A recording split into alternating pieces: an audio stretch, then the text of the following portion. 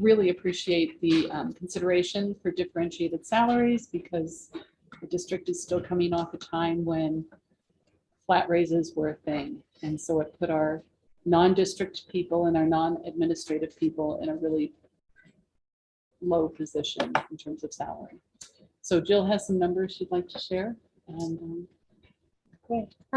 So I'm gonna talk about certified, and Melanie's then going to talk about classified.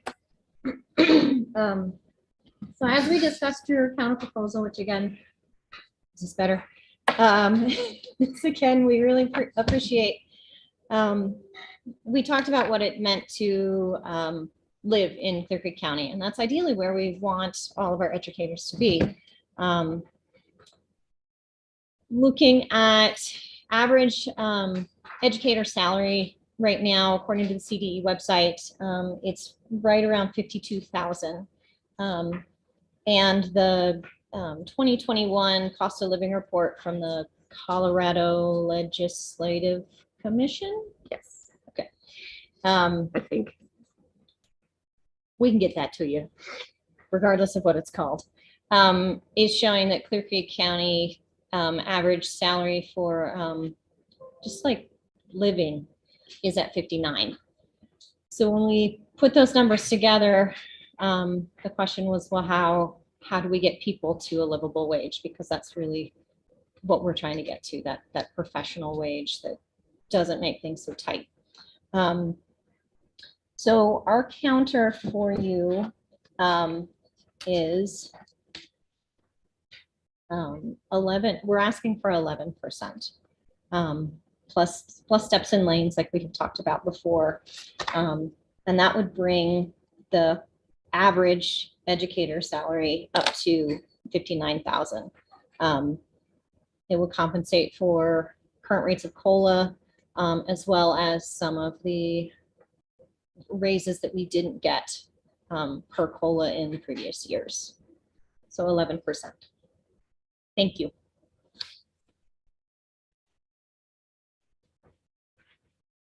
And I've spoken with my fellow ESP here in the room. They, you know, are the ones who suffer the most with our pay scale because of the type of work that we do. So we do really appreciate that you've gone up from where you started. That's huge for us, but we asked for $3.50 an hour increase last time. We think, you know, to get our lowest people that are currently in the district to a more life-changing wage that would benefit them the most, we are asking for a $3 an hour increase as our counter, plus a step. The math we did on the district's ESP proposal looked to us like an average of about $1.57 raise, doing our little math that we do back and forth. And so that's how we came to where we're at too. Any questions on the counter proposal made by the association?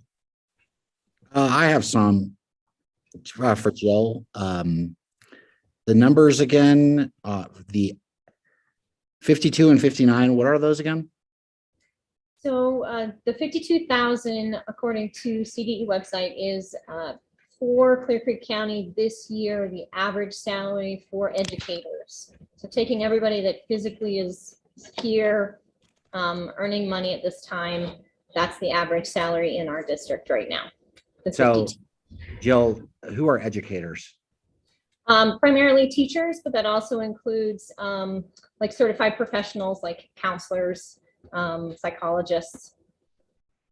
Folks who would fall in our bargaining unit for the certified. Not Okay, the yeah.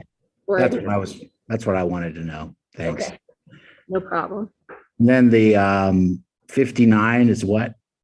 The 59 is a number pulled from the 2021 Colorado cost of living report. They price out how much it costs to live in every school district in the state. And their updated report as of 2021 shows average cost of living at 59,125 for Clear Creek County. And I just put that in your email boxes as well.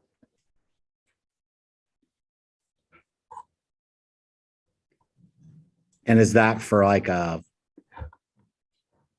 guess I'm just not familiar with that kind of number. Maybe I'll look at what's in our email boxes. I just like, is that for a single person or a family or? I think that would be a household, but I am a little guessing there. So I'll see if I can find the exact answer for you if you give me a couple of minutes. It is a family A family. of 3. There it is.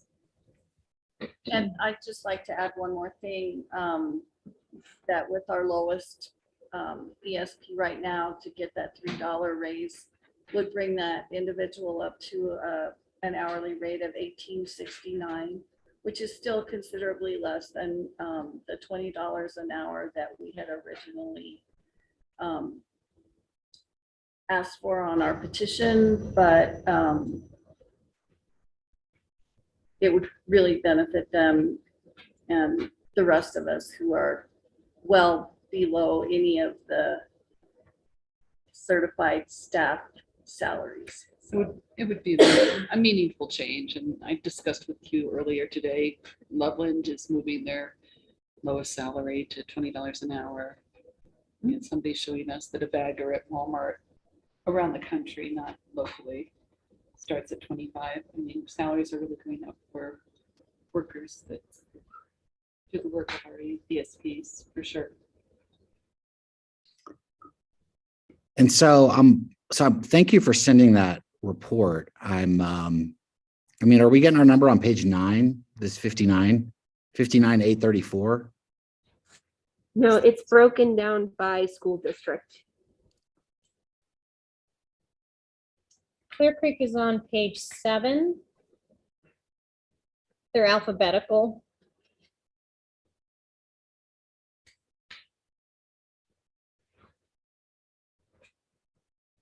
And then the bulk of the paper is their methods for determining how they get to these numbers. Yeah, okay. I see the 59,125 now.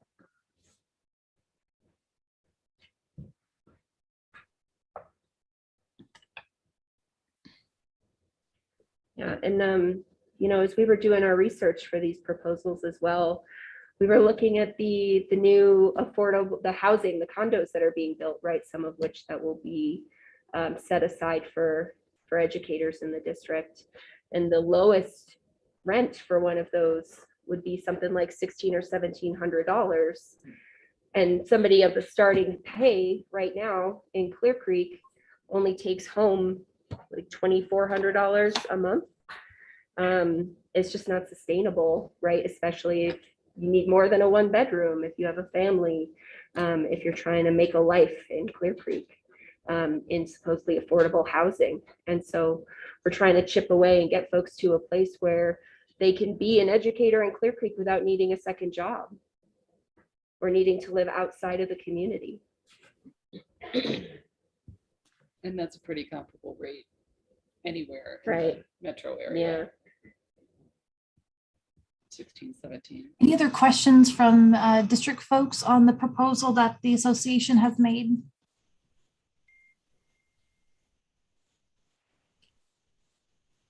All right. No questions. I know Brent's probably thinking about where we'll go next. Thank you. I have a question, Q. Yeah, go ahead. Did you all cost out what you're proposing here? Did we? How much it Yes. costs? Do you know how much it costs? Yes, it did. So for the certified 11% plus steps and lanes, we before benefits 373,424. And then for the $3 increase for our classified folks, let's see, before benefits $254,202.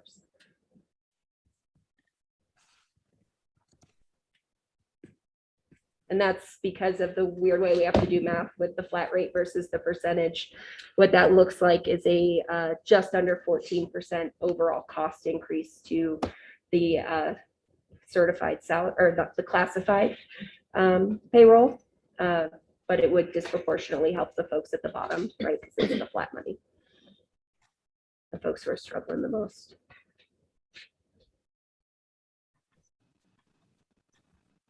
Any other questions?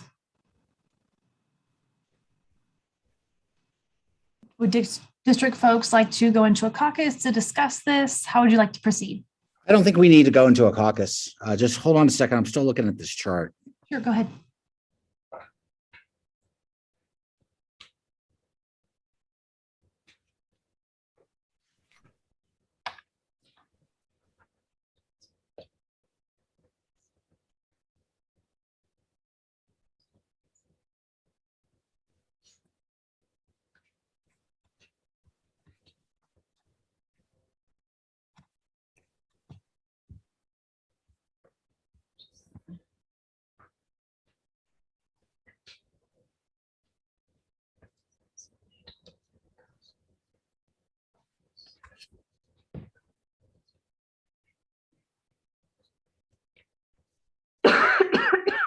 Excuse me.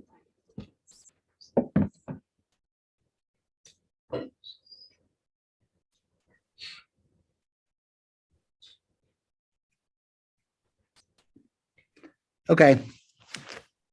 I'm done looking at it. Thanks.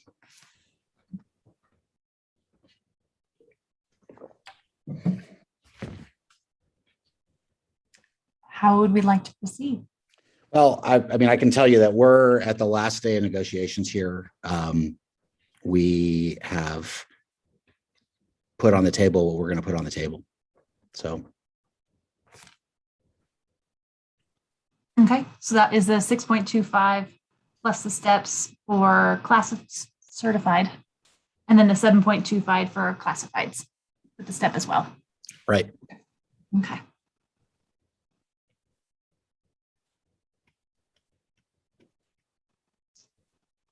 It's your last best final. That's what we've got for the day.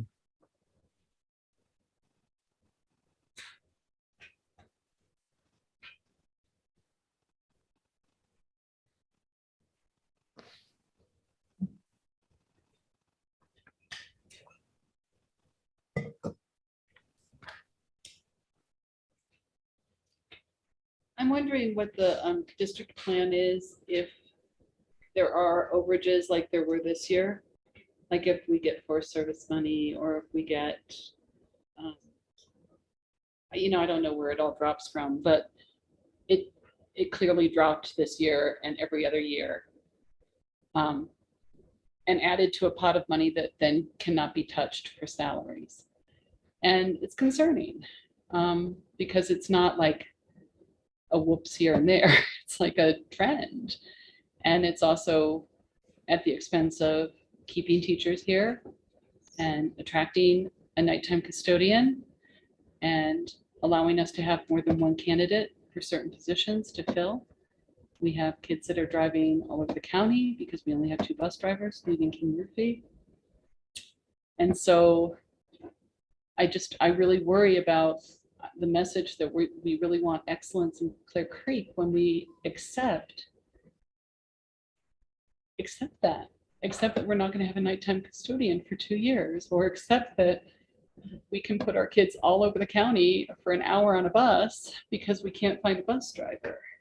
So if this is where we're going, I really want to know what's going to happen if money drops from somewhere else and we say, oh, well, that's because, but I don't think that really addresses what we're asking for, which is to provide a livable wage, attract people to our district. I mean, we are not attracting the best. I mean, I'm not saying we don't have good teachers. I'm not saying we don't have good people here, but how can we attract the best when they can start here and then want to leave somewhere because they can't afford to stay here? I don't understand the logic in we're attracting the best, but we're not worried, we're not concerned about the fact that we can't staff positions.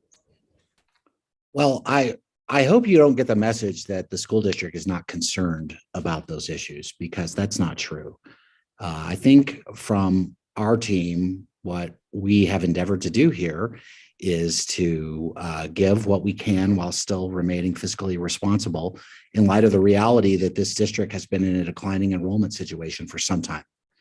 And so that's why we're in the situation we're in. You know, Q and I discussed the declining enrollment, and I find it frustrating because I attract parents to my classroom. Many of us do. All of us have wonderful relationships with our parents. And parents often say they bring their kids here because of the educators. So that is to me like something between admin. Like that is beyond my control. I don't have time in my day to go talk to the Elks or, you know, wherever all the different places I could go.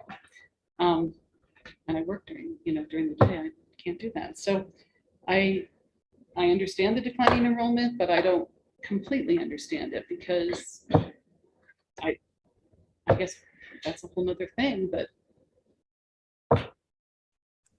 Yeah, Polly, I think that's, sorry, I'm picking up my pencil, all good points. And really, you're, along with all the educators, your number one job is to do great work with kids in the classroom, because that's what will eventually bring in kids and families. And the marketing, that's a whole big effort that we've got going on separate from what falls on any one educator. I want to shift the thinking a little bit just around, as we've dug into budgets, and you asked a good question around, well, what if, we get forest funds again, or small rurals, or, none of us could have predicted ESSER funds. We can't close our eyes and look into the crystal ball of the future and say, here's what school finance is going to look like. You're spot on with that. And I think that's part of our thinking around that. And I know all of us, as we're trying to figure that out, we know we have to budget based on what we know. We know we've been fortunate in the past. Will some of the funds continue? Maybe. Some we know won't. Small rurals we know will go away. Will there be another pot of money that replaces it? Could be. Could the school finance formula change a year out to buy the BS factor down more? I sure hope it does. Those are the bigger efforts that need to happen regardless. I think and as you guys know, we look at this year to year to year, but we still have to be thinking about how can we ensure we're not setting ourselves up to make either significant future cuts. We've really been pretty lucky, even though we've gone down each year, not only since I've been here, but before that. We've been so thoughtful about, we haven't done a RIF. People have been amazing at shifting positions, or if someone's, retiring, we might think differently about refilling it. And we've gone after grants hard and fast to try to really elongate not only the work, but keeping our class sizes relatively slow. Should we be in a position in the future where we had to do a district-wide RIF, that's a much different situation than we've been in before. We've been really pretty fortunate around that. And I think that's where everyone, the board included, is trying to be really cognizant and be responsible. What do we know right now? What have we been able to offer for raises in the past? Acknowledging that it's never enough. In our hearts and our minds, we know it's not enough. This year's been interesting as we got really excited about school funding from the state. Yay, it's looking really positive. Got a little bit tempered down, but still better than it's been in the past. I think just like our educators, myself included, we're worried about cost of living, inflation, cost of housing. We have those similar concerns, and yet as a district, we can't automatically correct for those things as much as we want to. We're all living it, not only from the cost perspective, but also from the personal perspective. Will that funding catch up over time? I sure hope it does. But because the cost of housing has gone up so significantly, doesn't mean today and even for next year, our school funding has gone up substantially. That's the tricky part. So completely hear you, completely hear, want a livable wage. I want our employees to have a livable wage. I want them living within Clear Creek. I don't want them driving across the metro area or up and down I-70 unless that's what they choose to do. I hear you on all of that. I just know we have to be really cognizant and aware when we pull comps where, and I think we've talked about this too, even as a team. I get the piece around classified and being able to go to McDonald's or Walmart and make a higher wage. And yet that, because that's true in the private industry, doesn't make it sustainable for us as a district. And so we do a couple things. We look at what can we afford, and then how are we comparing to the other districts? Is it enough? Never. But those are the pieces I think that are really important. We are fortunate to be fully staffed with bus drivers right now. Miller drives, but he drives mostly for sports, or if there's maybe, an absence or someone sick and he's leaving us next year, we're all going to celebrate him because he's an amazing man.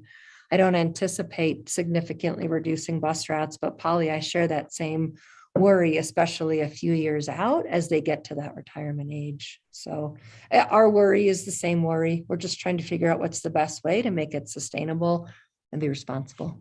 And Jackie, you have your hand up. Sorry. So there's a couple things about that, right? And we talk about declining enrollment all of the time, but the district's revenue has increased consistently for several years, and the unassigned reserves have increased significantly, not just a little bit, a lot, right? And this has been with transfers to capital reserves while getting a bond, mills and bonds, in order to cover a lot of those costs that these educators stood up and supported, knocked doors for, made phone calls for, wrote postcards for, because they love this district and want to be able to stay here. The money has kept increasing, and I'm wondering at what point these are not unexpected funds anymore, because it seems like y'all have a lot of unexpected funds every year that maybe we should start to expect, because you put money away every single year. And I would also make the argument that it's really frustrating when this was our last scheduled bargaining session and we came prepared to negotiate in good faith and the district did not. With that, there was no conversation before about movement. There is an assumption that we will be able to schedule another session, which we may or may not be able to, given Emily's schedule and the fact that we all agree that she is vital to this process and helps this process go well. And that, twice now we have come to the table wanting to meaningfully negotiate compensation. And this is the second time this year that the district has made an offer and then said, we can't talk anymore. That's what we have for today. When these conversations could have happened before today, and we could have settled potentially today and had a meaningful conversation where we had movement. Jackie, I'm sorry, but I do take issue with the last part of your statement there. Bargaining in good faith doesn't require either side to increase their offers or decrease their demands. We came in with a counter and you're able to make that statement because we didn't shortchange you. I mean, we could have backed it off a 0.5% or 1% or something like that. But they didn't do that because they're trying to be straight up with you.